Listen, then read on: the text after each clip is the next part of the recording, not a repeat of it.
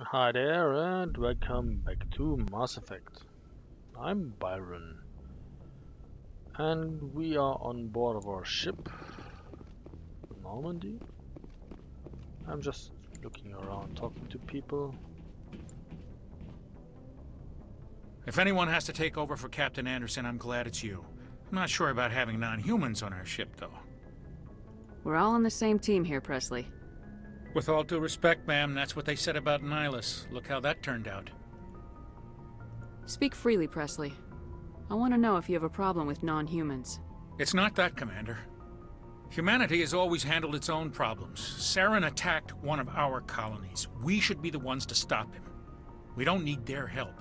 Some people think asking for help is a sign of weakness. That's just being stupid and stubborn.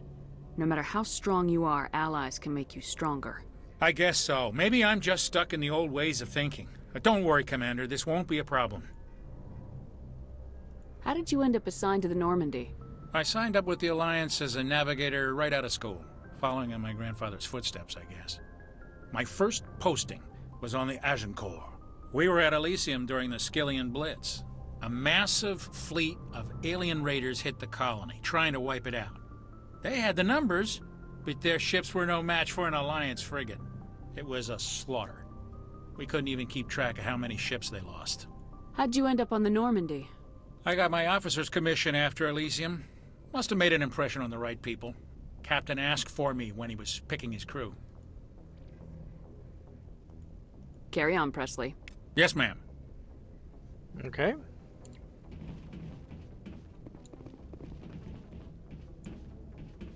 Anybody else?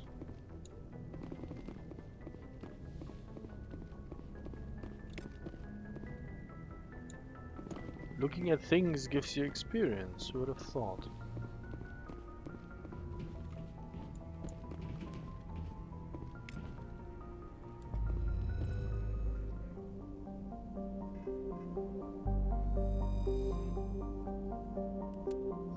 Okay, so this is how you travel around.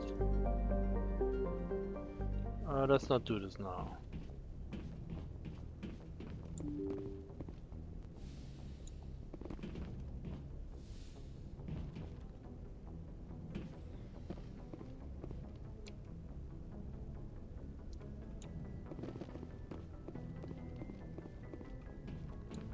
Anybody here?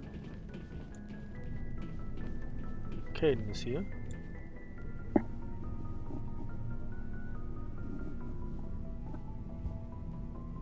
Anything you need, Commander? Just trying to get a sense of where the crew's at. Thoughts? I've wasted enough of your time for now, Commander. We'll have time for personal debriefings later. We'll talk another time, Lieutenant. Commander? Apparently there's nothing here.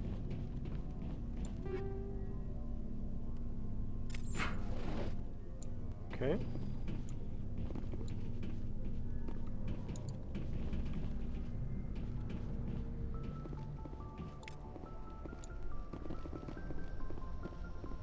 And that was that. This is where the crew sleeps in? Only 8 people at a time?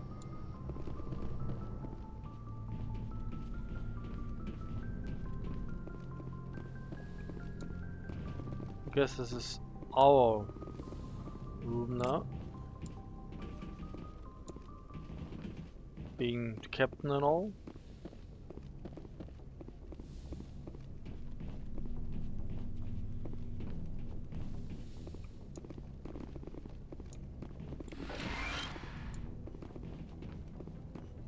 Yes, Commander? Is there something you need? How did you end up serving on an Alliance ship? I enlisted right. I wanted to travel, but humanity needs the Alliance if we want I should go. Goodbye, Commander. We already had that, thank you. Nothing here.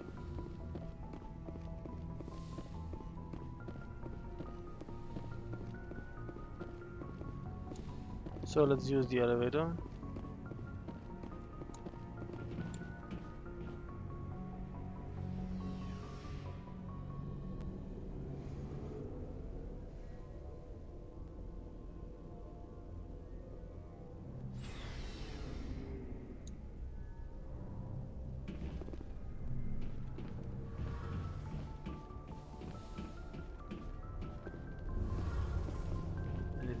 have here, Tali? Your ship's amazing, Shepard.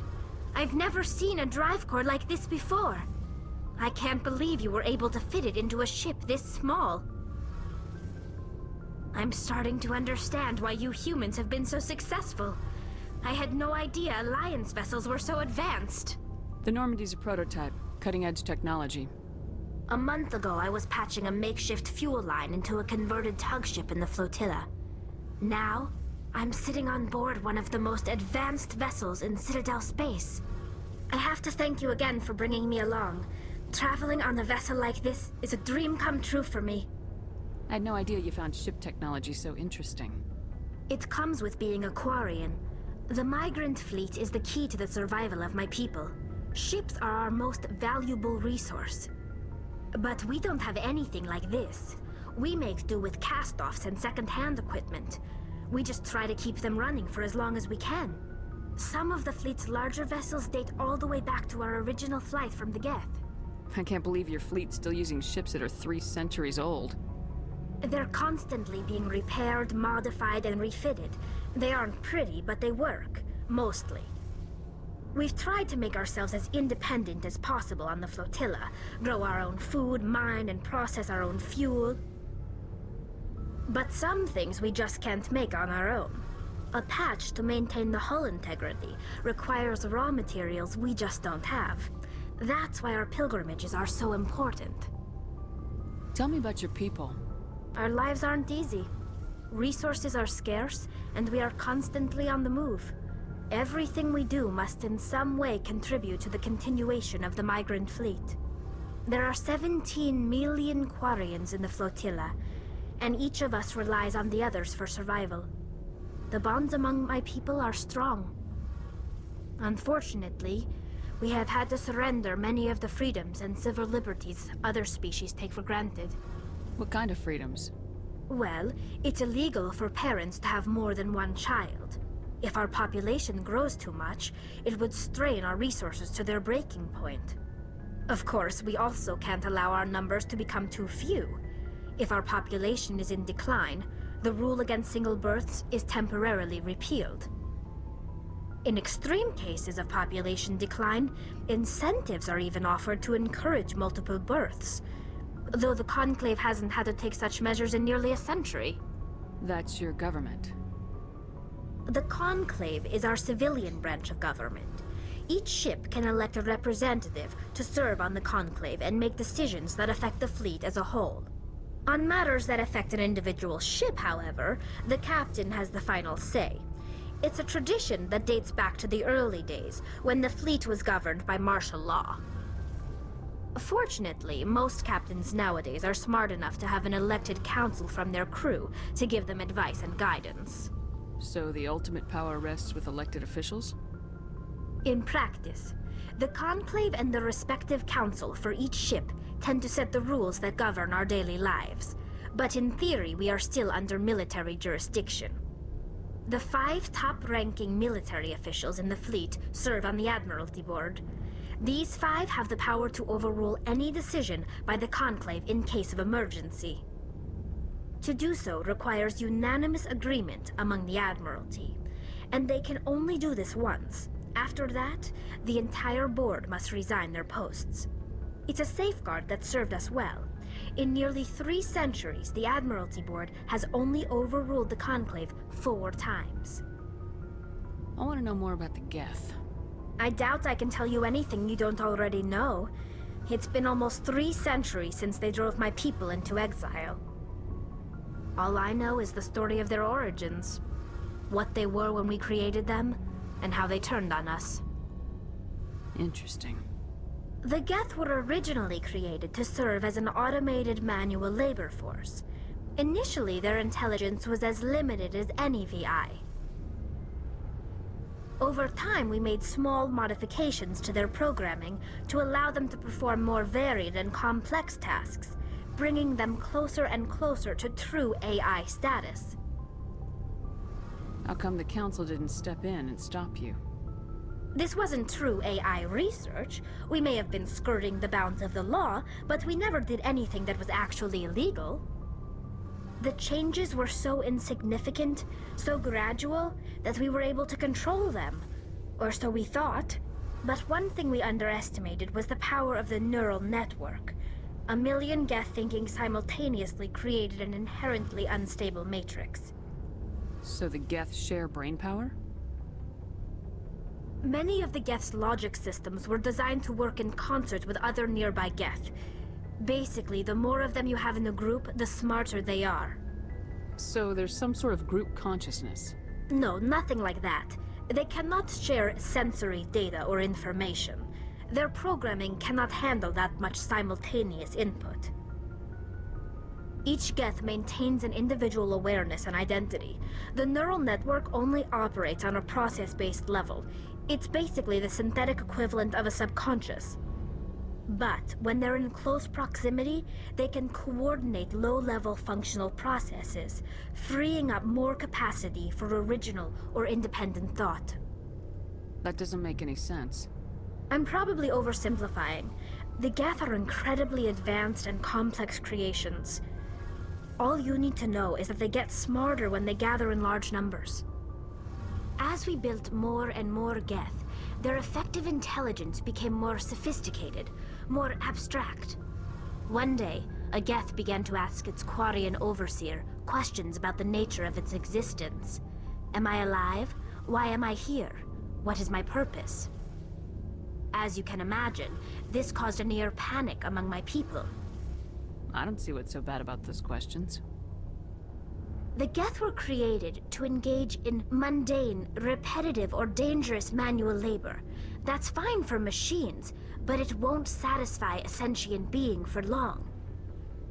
The Geth were showing signs of rudimentary self-awareness and independent thought. If the Geth were intelligent, then we were essentially using them as slaves.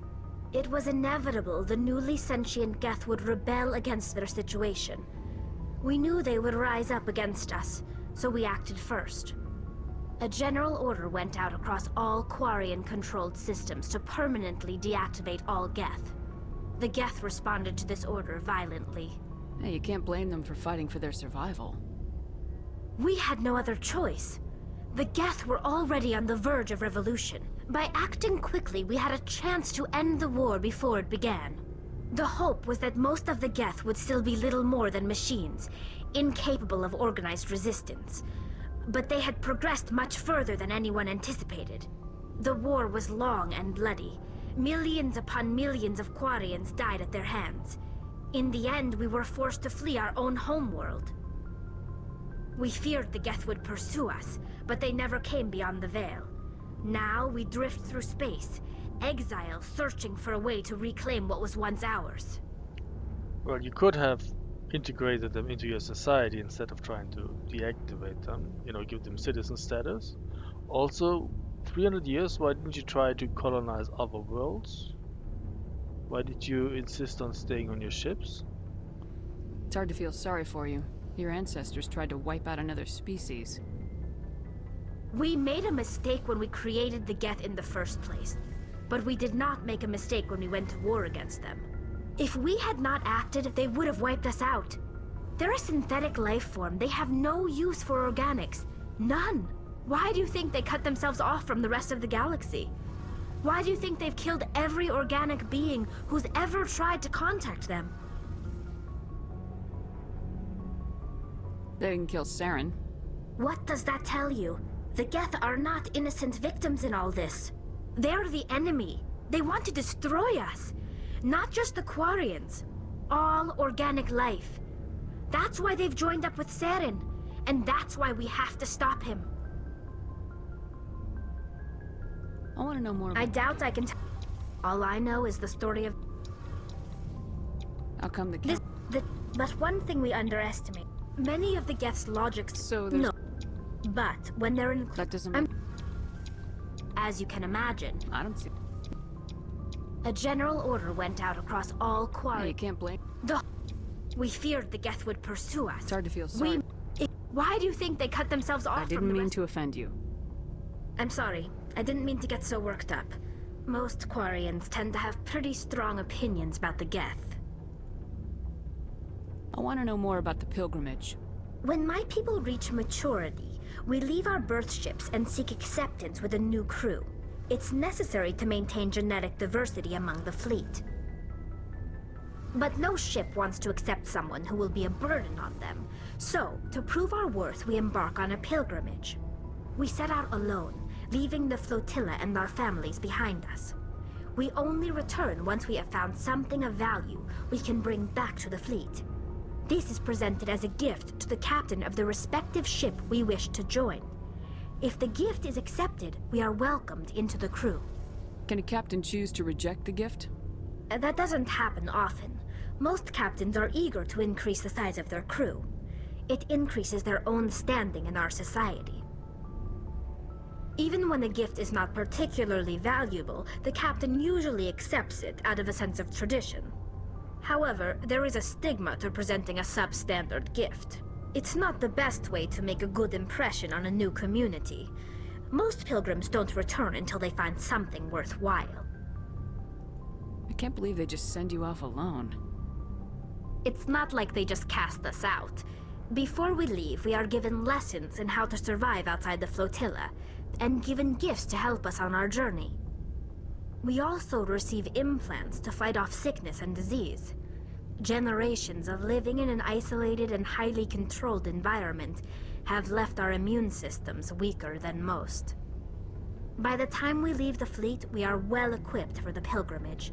This is a rite of passage for all Quarians. If it were dangerous, our numbers would suffer. Virtually every pilgrimage ends with a triumphant return and the ritual presentation of the gift to one of the fleet's captains. I want to talk about something else. Like what? I should go. Like nothing. See you later. Okay, we've gotten a few points for that. Hey, Commander, you know that Quarian, Tally? She's been spending all her time down here asking me about our engines. I'll tell her to leave you alone. What? No, she's amazing. I wish my guys were half as smart as she is. Give her a month on board and she'll know more about our engines than I do. She's got a real knack for technology, that one. I can see why you wanted her to come along. I figured she'd be a real asset to the team.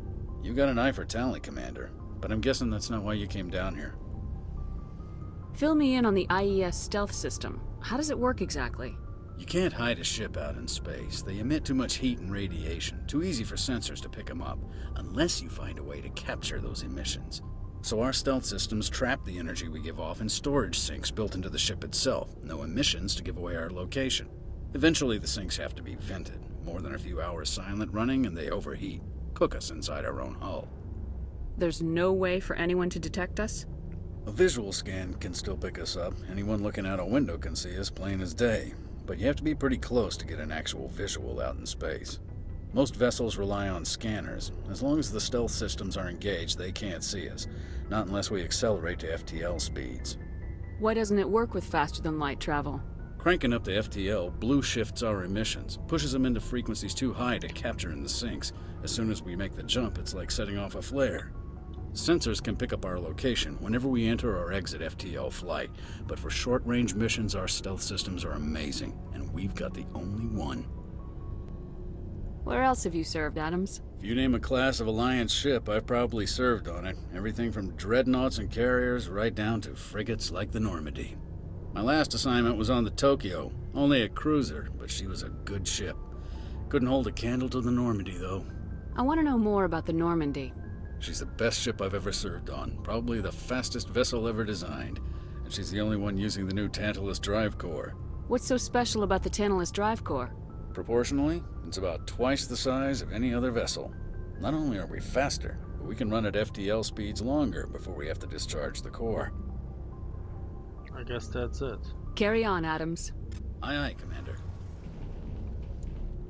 So, more XP. It's all about XP.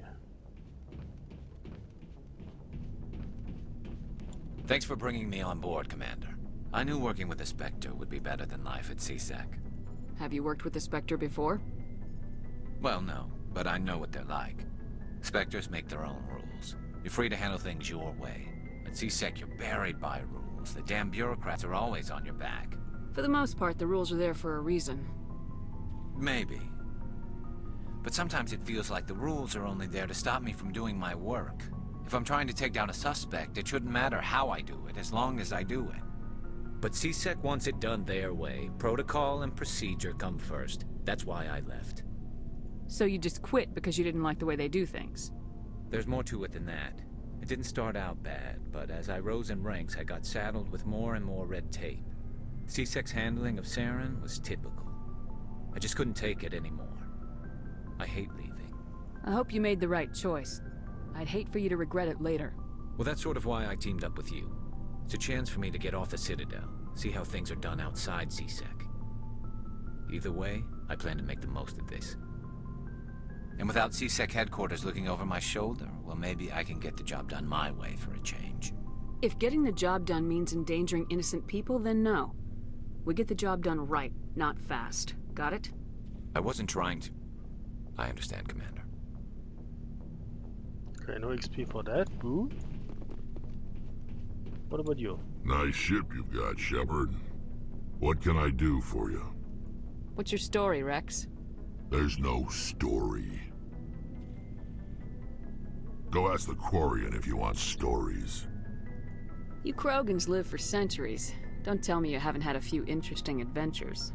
Well, there was this one time the Turians almost wiped out our entire race. That was fun. I heard about that. You know, they almost did the same to us. It's not the same. It seems pretty much the same to me. So your people were infected with a genetic mutation? An infection that makes only a few in 1,000 children survive birth? And I suppose it's destroying your entire species? I suppose it isn't all the same. I don't expect you to understand, but don't compare humanity's fate with the Krogan. Sorry, Rex. I wasn't trying to get you upset. Your ignorance doesn't upset me, Shepard. As for the Krogan, I gave up on them long ago. The genophage infected us, but it's not what's killing us. Are your people really dying? We're sure not getting any stronger. We're too spread out. None of us are interested in staying in our own system. Lots of species have left their homes and prospered. But they go to colonize new worlds. We're not settlers. We're warriors. We want to fight. So we leave. Hire ourselves out. And most of us never go back. What can you tell me about the genophage? Ask the Solarians if you want details. They made it. All I know, it makes breeding nearly impossible. Thousands die in stillbirth, and most never get that far. Every Krogan is infected. Every one. And no one's rushing to find a cure. Why don't the Krogan try to find a cure? When was the last time you saw a Krogan scientist? You ask a Krogan, would he rather find a cure for the genophage or fight for credits? He'll choose fighting every time. It's just who we are, Shepard. I can't change that. Nobody can. So long, Rex. Shepard. I would assume, though, if the survival of their species depends on it, they would change their ways. Wait.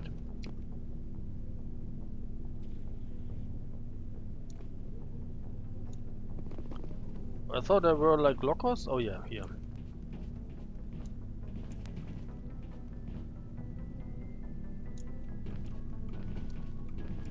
Where's my locker? Oh no, wait. Oh, actually, hi. Commander? Do you have a few minutes to talk? One-on-one? I'm sorry, Commander. I need to get my duties squared away. I wouldn't mind talking more later, though. What's your opinion of the last mission? Kinda wish you'd got there sooner, Commander. No offense, I appreciate the rescue. I just wish... You wish we'd been able to save the rest of your unit. Yes, ma'am. If I had been more alert, we wouldn't have been cut down by an ambush. The Geth are perfect ambushers. They don't move, They don't make noise. They don't even breathe. They have flashlight heads, ma'am. I'll make sure it doesn't happen again. Dismissed, Chief. Ma'am? I guess I don't need a locker for myself, because, well, I have my inventory, right? That's not the inventory, though. That is. So,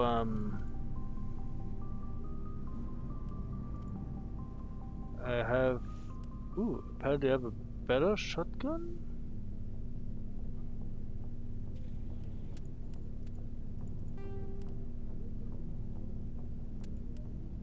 Okay.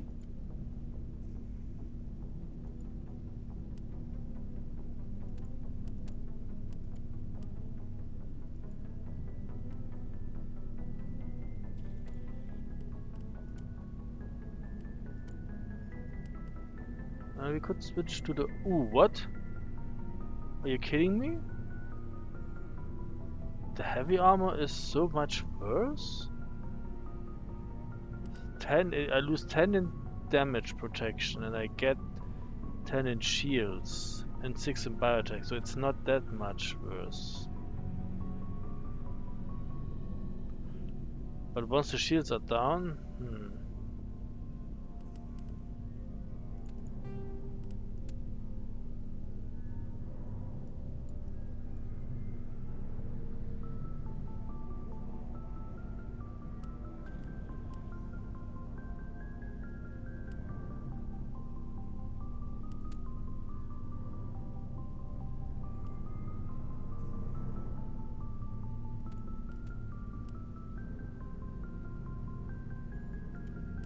where did the other armor go?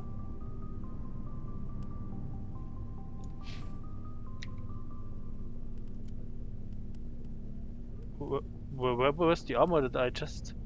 Oh, there it is.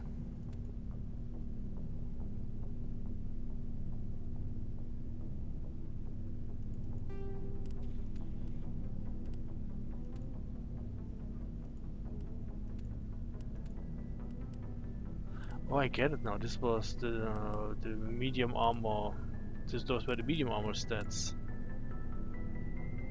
Okay. The heavy armor is significantly better. And what do we have?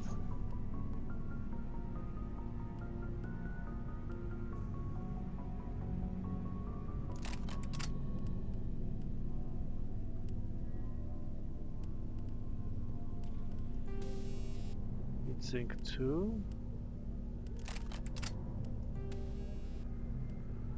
Radioactive rounds 2.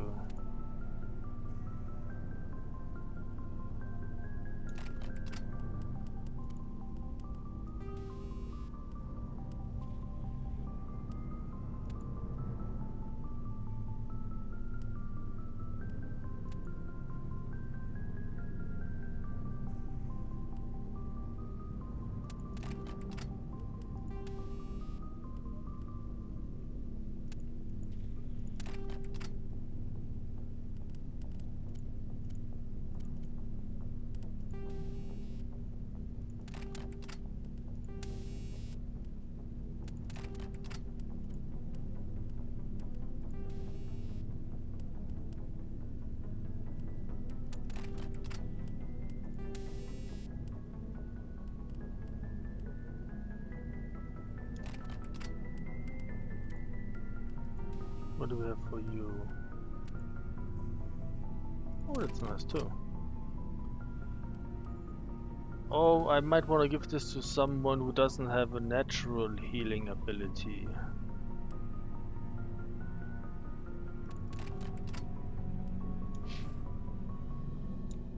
Like Tali, I think, doesn't have that.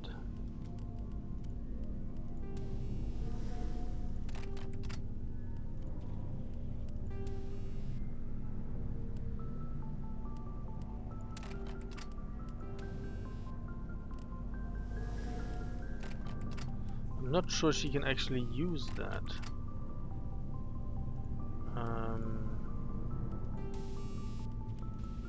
I have nothing for you.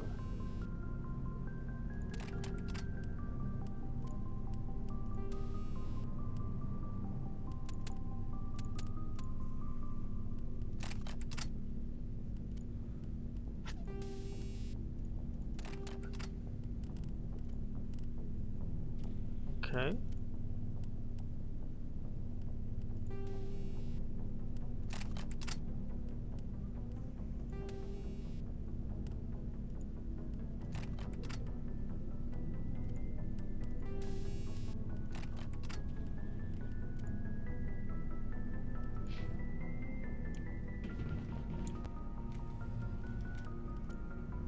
So we have no other armor for you. You're probably using the shotgun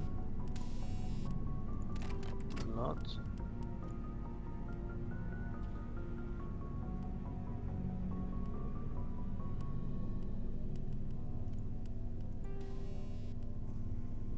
I think you have a regenerating thing.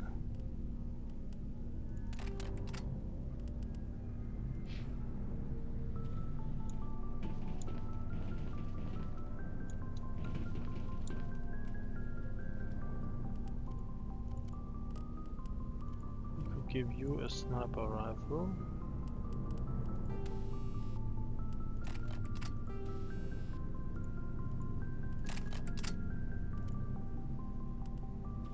And that would not be better actually.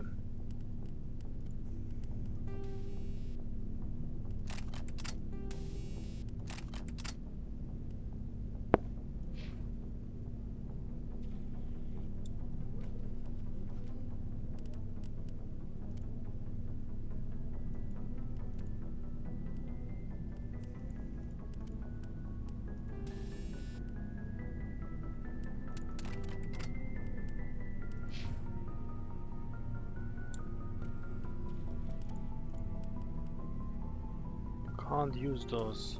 Okay.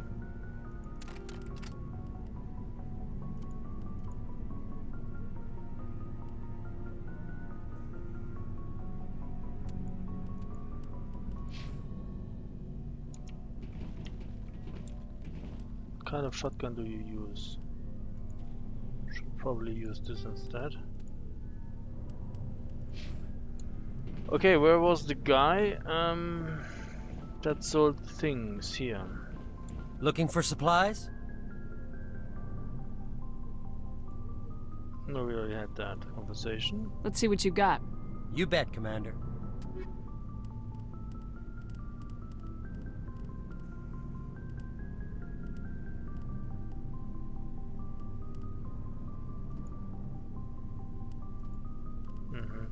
Let's not buy anything right now. Okay, I guess that's it. Where's the button? There.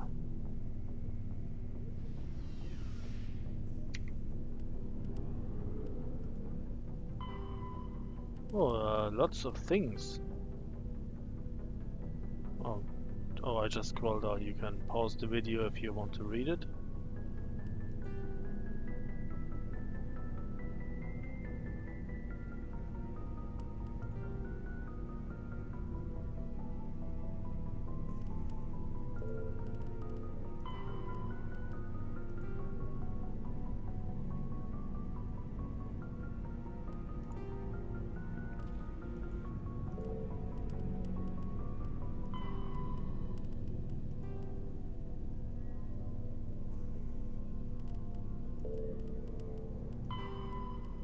What is new? Communications is new. We done? We done.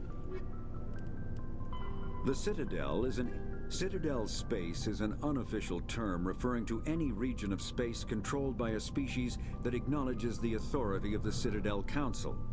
At first glance, it appears this territory encompasses most of the galaxy. In reality, however, less than 1% of the stars have been explored. Even Mass Effect FTL drive is slow relative to the volume of the galaxy. Empty space and systems without suitable drive discharge sites are barriers to exploration. Only the mass relays allow ships to jump hundreds of light years in an instant, the key to expanding across an otherwise impassable galaxy. Whenever a new relay is activated, the destination system is rapidly developed. From that hub, FTL drive is used to expand to nearby star clusters. The result is a number of densely developed clusters, thinly spread across the vast expanse of space, connected by the mass relay network. What I don't get, if you find a mass relay and you use it to jump to another mass relay thingy machine magic out there, how did the target destination get to be there? Who built it? How got the creature that built that thing in the past at one point to that point and put it there? That's what I want to know. Faster than light drop, larger warships are generally classified in one of 4 weights. Frigates are small, fast ships used for scouting and screening of larger vessels. Frigates often operate in wolf pack flotillas. Cruisers are middleweight combatants, faster than dreadnoughts and more heavily armed than frigates. Cruisers are the standard patrol unit and often lead frigate flotillas. Dreadnoughts are kilometer-long capital ships mounting heavy, long-range firepower. They are only deployed for the most vital missions. Carriers are dreadnought-sized vessels that also carry large numbers of fighters. Smaller vessels are almost exclusively used in a support role to the warships during combat. Fighters are one-man craft used to perform close-range attacks on enemy ships. Interceptors are one-man craft optimized for destroying opposing fighters. Okay, that's that.